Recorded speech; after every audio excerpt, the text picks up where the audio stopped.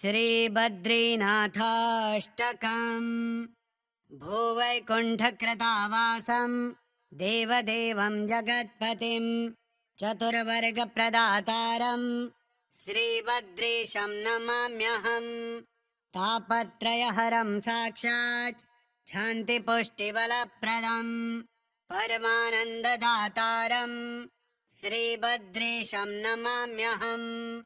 सद्यः पापक्षयकरं सद्यः कैवल्यदायकं लोकत्रयविधातारं श्रीबद्रीशं नमाम्यहम्। भक्तवाञ्छाकल्पतरुं करुणारसविग्रहं भवाब्धिपारकर्तारं श्रीबद्रीशं नमाम्यहम्। सर्वदेवनुतं शश्वत् सर्वतीर्थपदं विभुं लीलयोपात्तवपुषं श्रीबद्रीशं नमाम्यहम्। अनादिनिधनं कालं भीमयमच्युतं सर्वाश्चर्यमयं देवं श्रीबद्रीशं नमाम्यहम्। गन्धमादनकूटस्थं नरनारायणात्मकं बदरीखण्डमध्यस्थं श्रीबद्रीशं नमाम्यहम्। शत्रुदासीनमित्राणां सर्वज्ञं समदर्शिनं ब्रह्मानन्दचिदाभासं श्रीबद्रीशं नमाम्यहम्। श्रीबद्रीशाष्टकमिदं यः पठेत् प्रयतः शुचिः सर्वपापविनिमुक्तः स शान्तिं लभते पराम्। भूवैकुण्ठकृतावासं देवदेवं जगत्पतिं चतुर्वर्गप्रदातारं श्रीबद्रीशं नमाम्यहम्। तापत्रयहरं साक्षात् शान्तिपुष्टिबलप्रदं परमानन्ददातारं श्रीबद्रीशं नमाम्यहम्। सद्यः पापक्षयकरं सद्यः कैवल्यदायकं लोकत्रयविधातारं श्रीबद्रीशं नमाम्यहम्। भक्तवाञ्छाकल्पतरुं करुणारसविग्रहं भवाब्धिपारकर्तारं श्रीबद्रीशं नमाम्यहम्। सर्वदेवनुतं शश्वत् सर्वतीर्थपदं विभुं लीलयोपात्तवपुषं श्रीबद्रीशं नमाम्यहम्। अनादिनिधनं कालं भीमयमच्युतं सर्वाश्चर्यमयं देवं श्रीबद्रीशं नमाम्यहम्। गन्धमादनकूटस्थं नरनारायणात्मकं बदरीखण्डमध्यस्थं श्रीबद्रीशं नमाम्यहम्। शत्रुदासीनमित्राणां सर्वज्ञं समदर्शिनं ब्रह्मानन्दचिदाभासं श्रीबद्रीशं नमाम्यहम्। श्रीबद्रीशाष्टकमिदं यः पठेत् प्रयतः शुचिः सर्वपापविनिमुक्तः स शान्तिं लभते पराम्। भूवैकुण्ठकृतावासं देवदेवं जगत्पतिं चतुर्वर्गप्रदातारं श्रीबद्रीशं नमाम्यहम्। तापत्रयहरं साक्षात् शान्तिपुष्टिबलप्रदं परमानन्ददातारं श्रीबद्रीशं नमाम्यहम्। सद्यः पापक्षयकरं सद्यः कैवल्यदायकं लोकत्रयविधातारं श्रीबद्रीशं नमाम्यहम्। भक्तवाञ्छाकल्पतरुं करुणारसविग्रहं भवाब्धिपारकर्तारं श्रीबद्रीशं नमाम्यहम्। सर्वदेवनुतं शश्वत् सर्वतीर्थपदं विभुं लीलयोपात्तवपुषं श्रीबद्रीशं नमाम्यहम्। अनादिनिधनं कालं भीमयमच्युतं सर्वाश्चर्यमयं देवं श्रीबद्रीशं नमाम्यहम्। गन्धमादनकूटस्थं नरनारायणात्मकं बदरीखण्डमध्यस्थं श्रीभद्रेशं नमाम्यहम् शत्रुदासीनमित्राणां सर्वज्ञं समदर्शिनं ब्रह्मानन्दचिदाभासं श्रीभद्रेशं नमाम्यहम् श्रीभद्रेशाष्टकमिदं यः पठेत् प्रयतः शुचिः सर्वपापविनिमुक्तः स शान्तिं लभते पराम् भूवैकुण्ठकृतावासं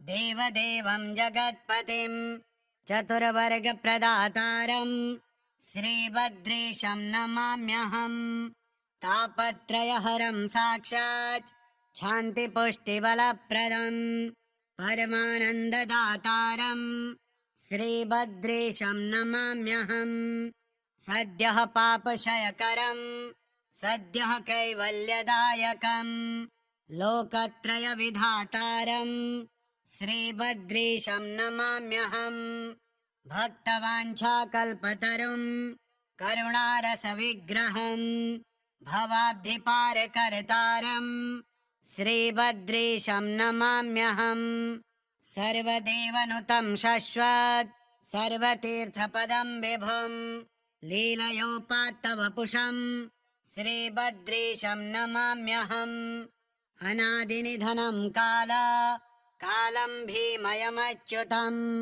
सर्वाश्चर्यमयं देवं श्रीभद्रेशं नमाम्यहम् गन्धमादनकूटस्थं नरनारायणात्मकं बदरीखण्डमध्यस्थं श्रीभद्रेशं नमाम्यहम् शत्रुदासीनमित्राणां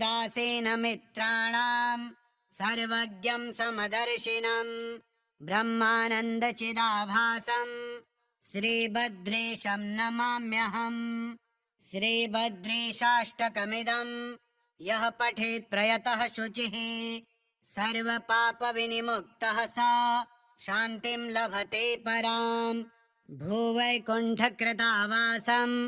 देवदेवं जगत्पतिं चतुर्वर्गप्रदातारं श्रीभद्रेशं नमाम्यहम् तापत्रयहरं साक्षात् शान्तिपुष्टिबलप्रदं परमानन्ददातारं श्रीभद्रेशं नमाम्यहम् सद्यः पापक्षयकरं सद्यः कैवल्यदायकं लोकत्रयविधातारं श्रीभद्रेशं नमाम्यहम् भक्तवाञ्छाकल्पतरुं करुणारसविग्रहं भवाब्धिपारकर्तारं श्रीभद्रेशं नमाम्यहम् सर्वदेवनुतं शश्वत् सर्वतीर्थपदं विभुं लीलयोपात्तवपुषं श्रीभद्रेशं नमाम्यहम् अनादिनिधनं कालं भीमयमच्युतं सर्वाश्चर्यमयं देवं श्रीभद्रेशं नमाम्यहम् गन्धमादनकूटस्थं नरनारायणात्मकं बदरीखण्डमध्यस्थं श्रीभद्रेशं नमाम्यहम् शत्रुदासीनमित्राणां सर्वज्ञं समदर्शिनं ब्रह्मानन्दचिदाभासं श्रीभद्रेशं नमाम्यहम् श्रीभद्रेशाष्टकमिदं यः पठेत् प्रयतः शुचिः सर्वपापविनिमुक्तः स शान्तिं लभते पराम् भूवैकुण्ठकृतावासं देवदेवं जगत्पतिं चतुर्वर्गप्रदातारं श्रीभद्रेशं नमाम्यहम् तापत्रयहरं साक्षात् शान्तिपुष्टिबलप्रदं परमानन्ददातारं श्रीभद्रेशं नमाम्यहम् सद्यः पापक्षयकरं सद्यः कैवल्यदायकं लोकत्रयविधातारं श्रीभद्रेशं नमाम्यहम् भक्तवाञ्छाकल्पतरुं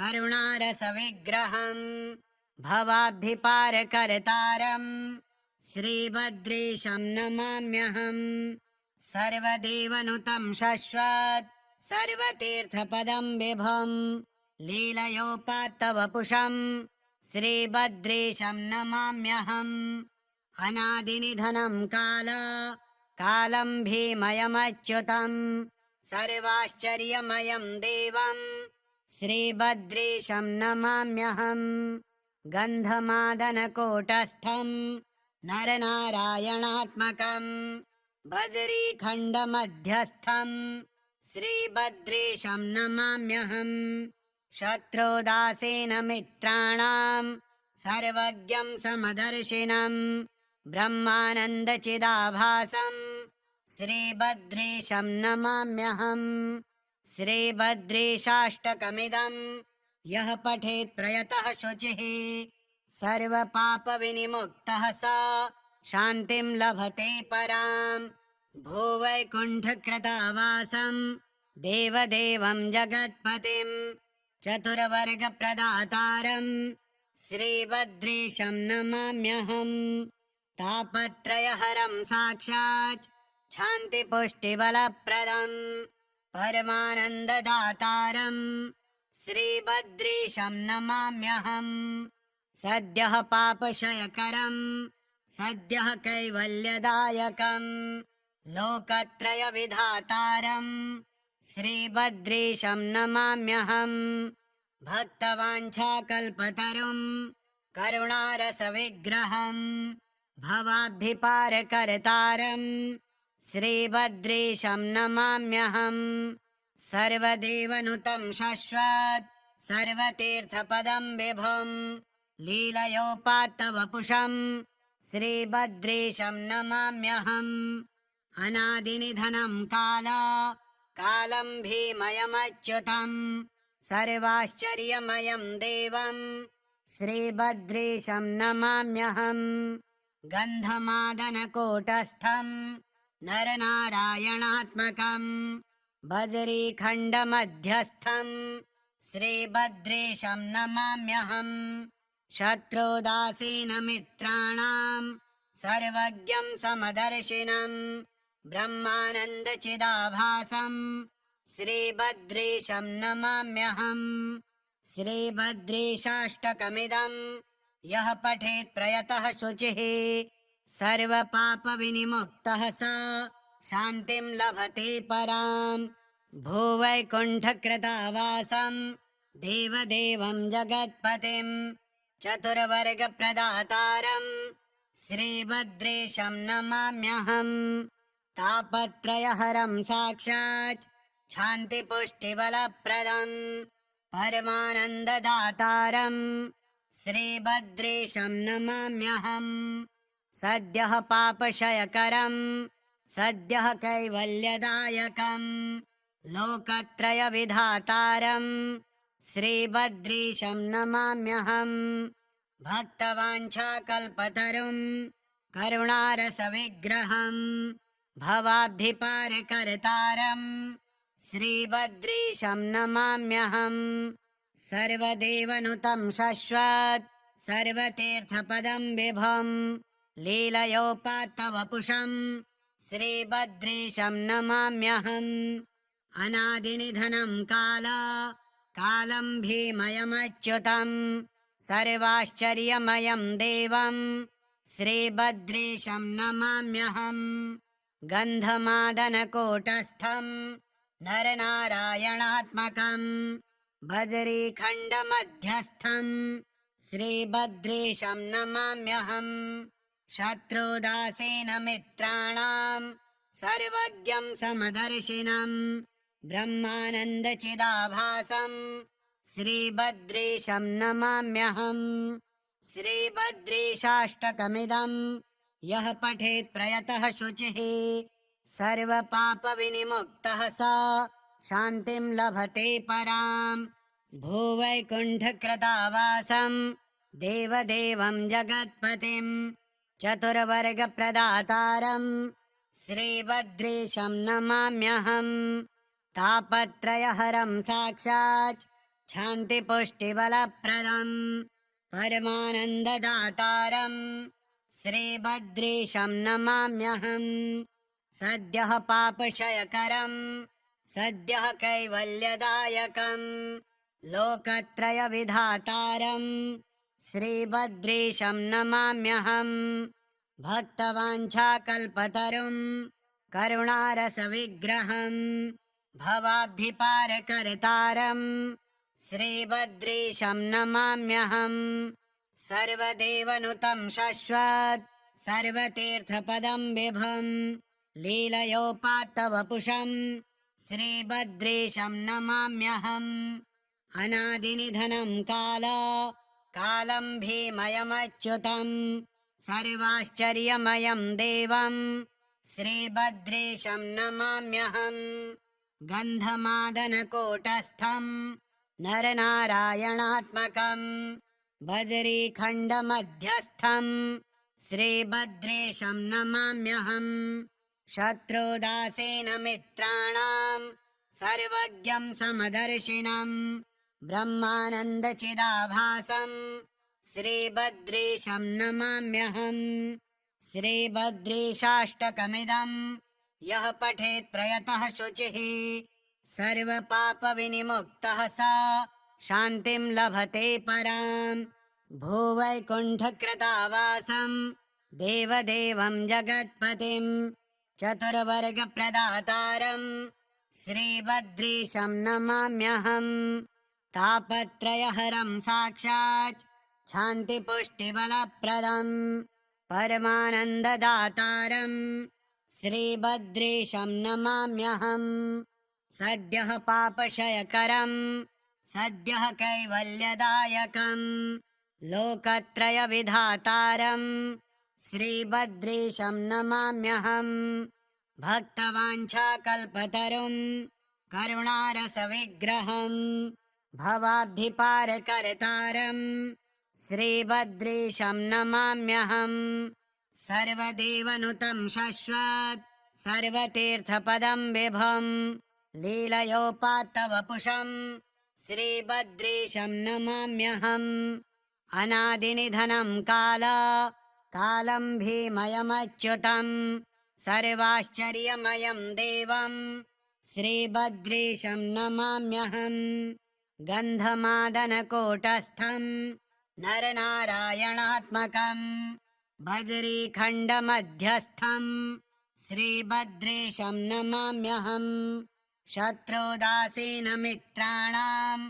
सर्वज्ञं समदर्शिनं ब्रह्मानन्दचिदाभासं श्रीबद्रीशं नमाम्यहम् श्रीबद्रीशाष्टकमिदं यः पठेत् प्रयतः शुचिः सर्वपापविनिमुक्तः स शान्तिं लभते पराम् भूवैकुण्ठकृतावासं देवदेवं जगत्पतिं चतुर्वर्गप्रदातारं श्रीबद्रीशं नमाम्यहम् तापत्रयहरं साक्षात् शान्तिपुष्टिबलप्रदं परमानन्ददातारं श्रीबद्रीशं नमाम्यहम् सद्यः पापक्षयकरं सद्यः कैवल्यदायकं लोकत्रयविधातारं श्रीबद्रीशं नमाम्यहम् भक्तवाञ्छाकल्पतरुं करुणारसविग्रहं भवाब्धिपारकर्तारं श्रीबद्रीशं नमाम्यहम् सर्वदेवनुतं शश्वत् सर्वतीर्थपदं विभुं लीलयोपात्तवपुषं श्रीबद्रीशं नमाम्यहम् अनादिनिधनं कालं भीमयमच्युतं सर्वाश्चर्यमयं देवं श्रीबद्रीशं नमाम्यहम् गन्धमादनकूटस्थं नरनारायणात्मकं बदरीखण्डमध्यस्थं श्रीबद्रीशं नमाम्यहम् शत्रुदासीनमित्राणां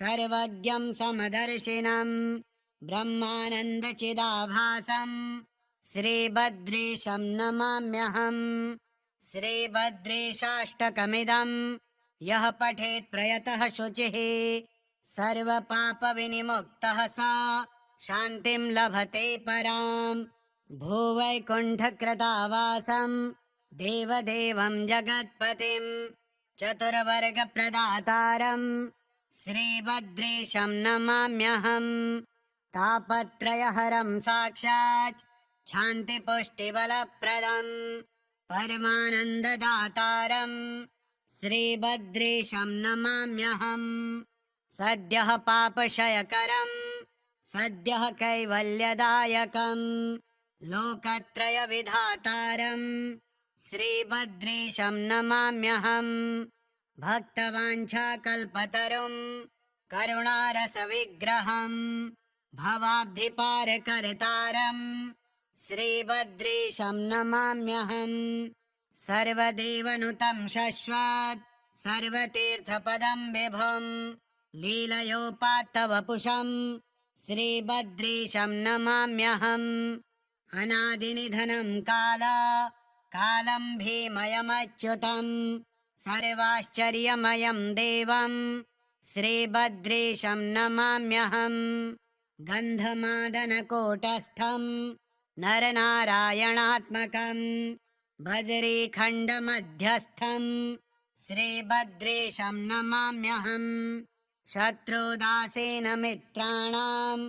सर्वज्ञं समदर्शिनं ब्रह्मानन्दचिदाभासं श्रीभद्रेशं नमाम्यहं श्रीभद्रेशाष्टकमिदं यः पठेत् प्रयतः शुचिः सर्वपापविनिमुक्तः स शान्तिं लभते परां भूवैकुण्ठकृतावासं देवदेवं जगत्पतिं चतुर्वर्गप्रदातारं श्रीभद्रेशं नमाम्यहं तापत्रयहरं साक्षात् शान्तिपुष्टिबलप्रदं परमानन्ददातारं श्रीभद्रेशं नमाम्यहं सद्यः पापक्षयकरं सद्यः कैवल्यदायकं लोकत्रयविधातारं श्रीभद्रेशं नमाम्यहं भक्तवाञ्छाकल्पतरुं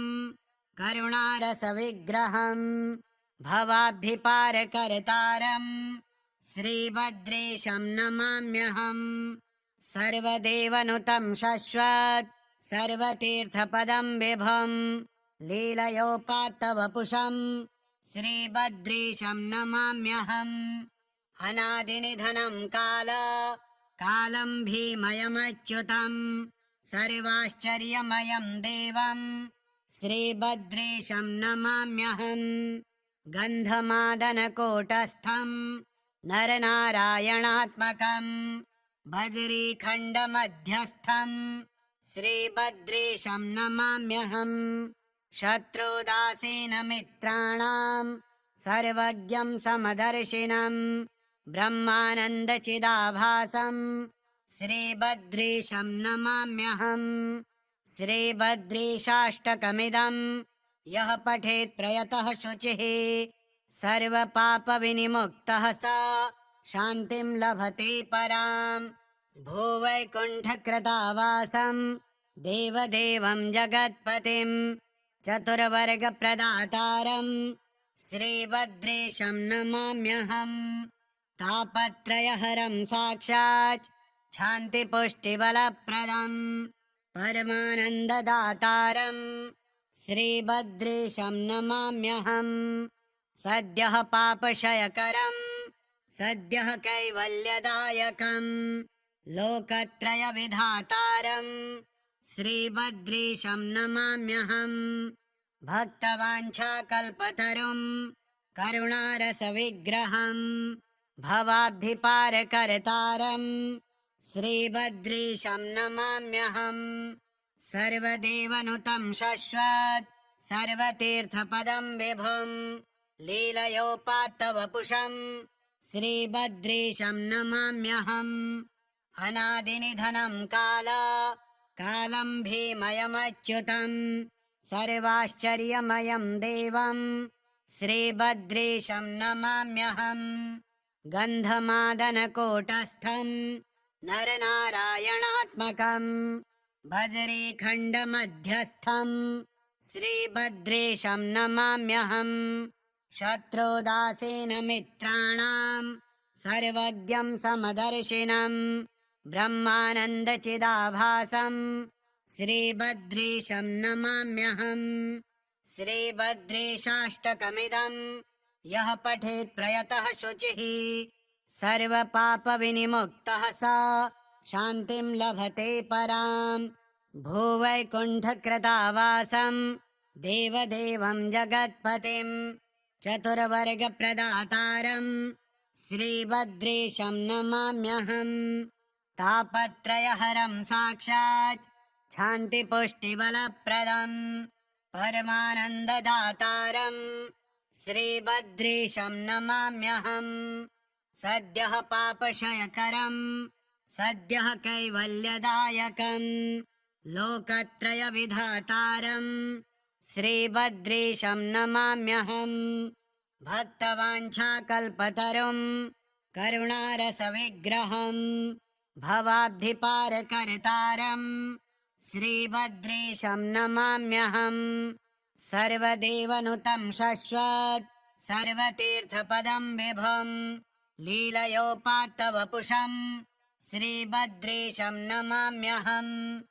अनादिनिधनं कालं भीमयमच्युतं सर्वाश्चर्यमयं देवं श्रीभद्रेशं नमाम्यहम्।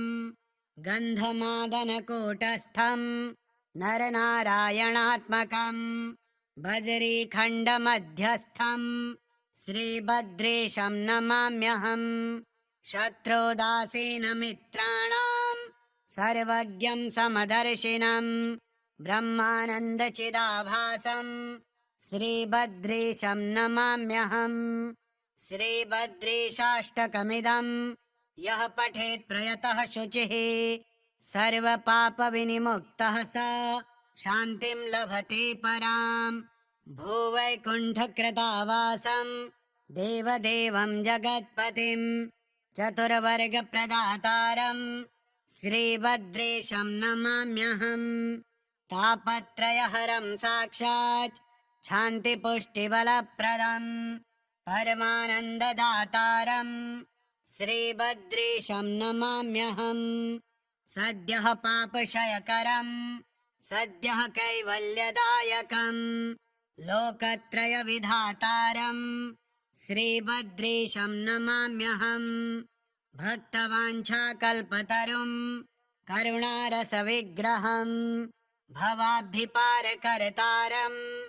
श्रीभद्रेशं नमाम्यहम्।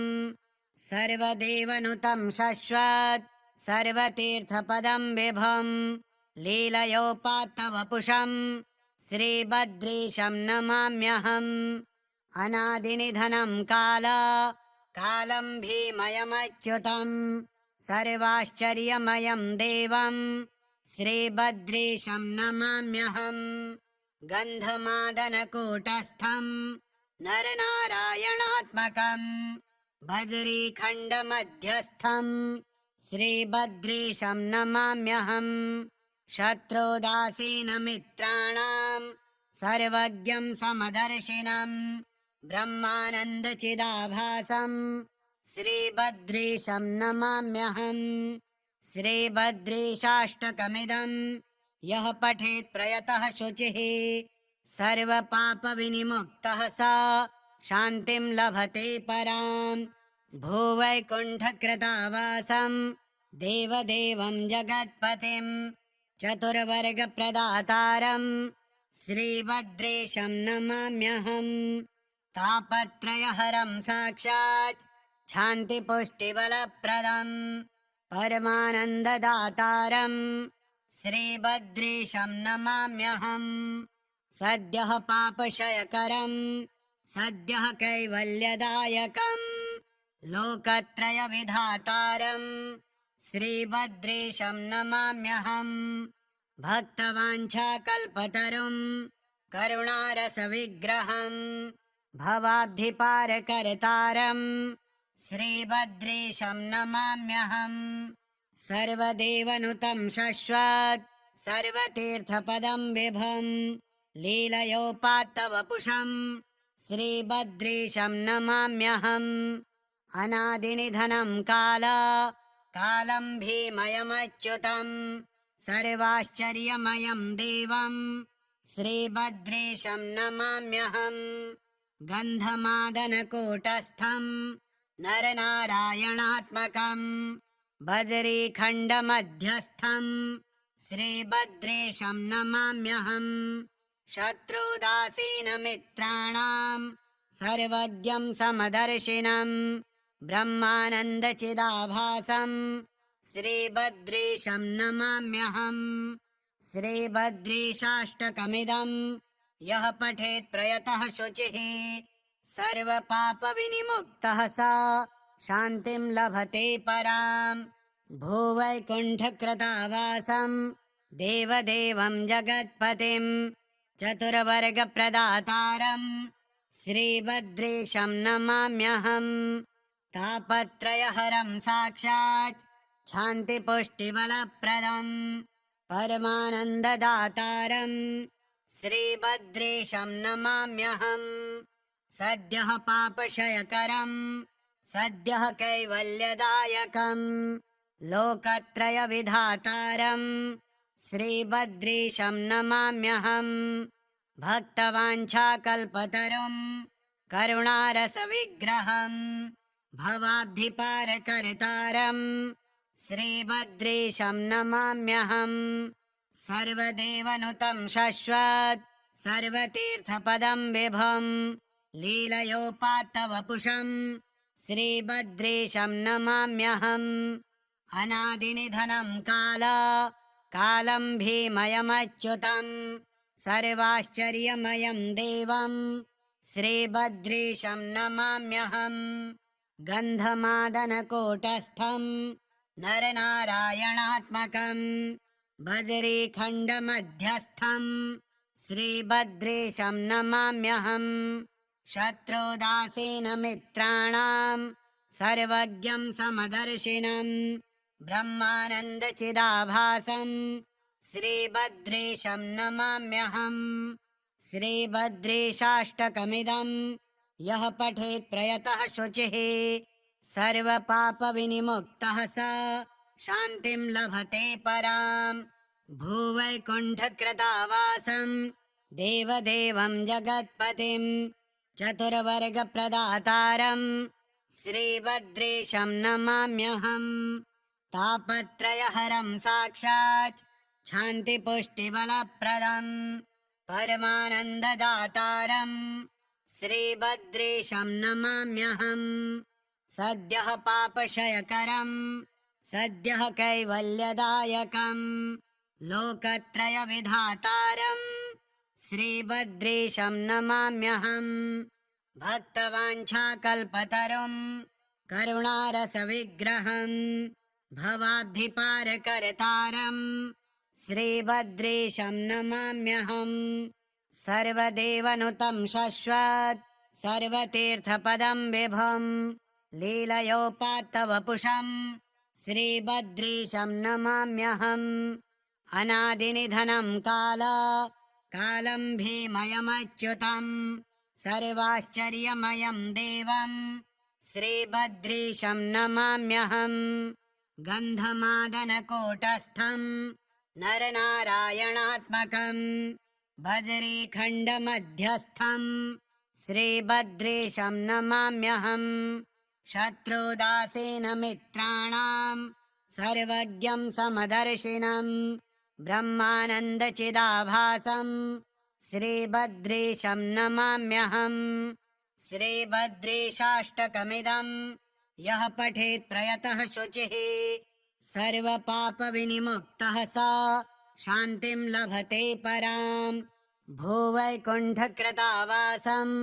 देवदेवं जगत्पतिं चतुर्वर्गप्रदातारं श्रीभद्रेशं नमाम्यहम् तापत्रयहरं साक्षात् शान्तिपुष्टिबलप्रदम् परमानन्ददातारं श्रीभद्रेशं नमाम्यहम् सद्यः पापक्षयकरं सद्यः कैवल्यदायकं लोकत्रयविधातारं श्रीभद्रेशं नमाम्यहम् भक्तवाञ्छाकल्पतरुं करुणारसविग्रहं भवाब्धिपारकर्तारं श्रीबद्रीशं नमाम्यहम् सर्वदेवनुतं शश्वत् सर्वतीर्थपदं विभुम् लीलयोपात्तवपुषम् श्रीबद्रीशं नमाम्यहम् अनादिनिधनं कालं भीमयमच्युतम्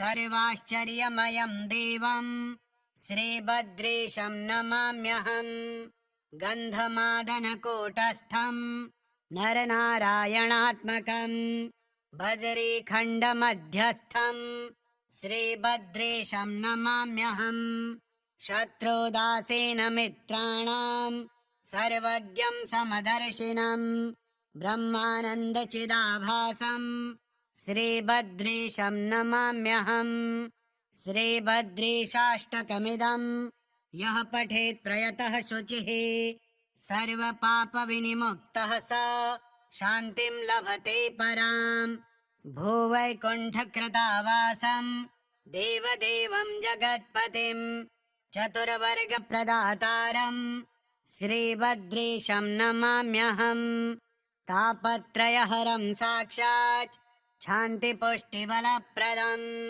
परमानन्ददातारम् श्रीबद्रीशं नमाम्यहम् सद्यः पापक्षयकरम् सद्यः कैवल्यदायकम् लोकत्रयविधातारम् श्रीबद्रीशं नमाम्यहम् भक्तवाञ्छाकल्पतरुम् करुणारसविग्रहम् भवाब्धिपारकर्तारम् श्रीबद्रीशं नमाम्यहम् सर्वदेवनुतं शश्वत् सर्वतीर्थपदं विभुम् लीलयोपात्तवपुषम् श्रीबद्रीशं नमाम्यहम् अनादिनिधनं कालं भीमयमच्युतम् सर्वाश्चर्यमयं देवम् श्रीबद्रीशं नमाम्यहम् गन्धमादनकूटस्थम् नरनारायणात्मकम् बदरीखण्डमध्यस्थम् श्रीबद्रीशं नमाम्यहम् शत्रुदासीनमित्राणाम् सर्वज्ञं समदर्शिनम् ब्रह्मानन्दचिदाभासम् श्रीबद्रीशं नमाम्यहम् श्रीबद्रीशाष्टकमिदम् यः पठेत् प्रयतः शुचिः सर्वपापविनिमुक्तः स शान्तिं लभते पराम् श्रीबद्रीनाथाष्टकम् श्रीबद्रीनारायणार्पणमस्तु। ॐ श्रीबद्रीनारायणाय नमः।